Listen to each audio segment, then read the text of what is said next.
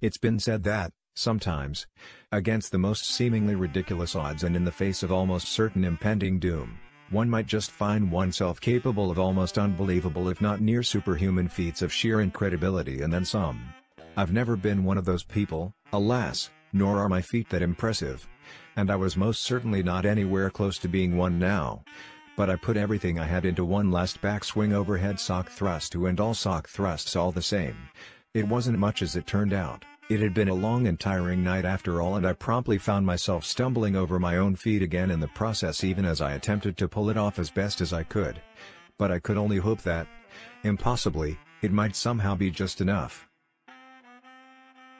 The collective beast Nasty, however, didn't seem to mind my little sock-in-the-face love tap in the slightest, even when it struck it with a disgustingly loud splat directly between its mismatching and hopelessly misshapen bulbous eyes.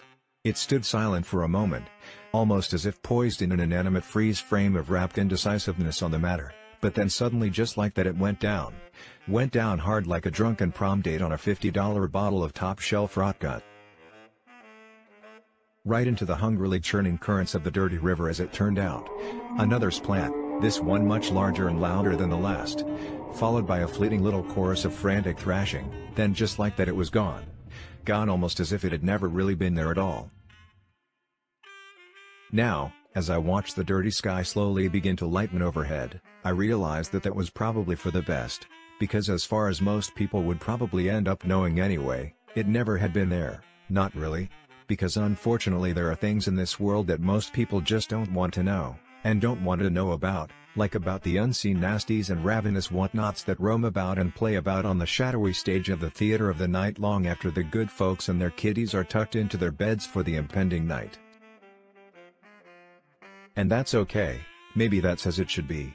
But somebody needs to bear witness to it all. Even as somebody needs to keep a street lamp turned on against the encroaching shadowy darknesses that are ever and always scuttling about just beyond the reach of the light, be they human or otherwise, and to take a stand against the dark even when nobody else will.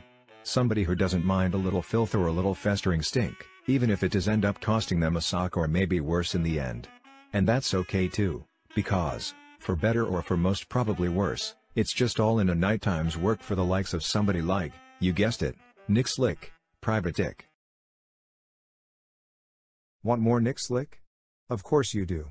Just go to jamesontucker.com, where you'll find a link to the ebook that started it all, along with other cool stuff of course. Go now, you'll be glad you did.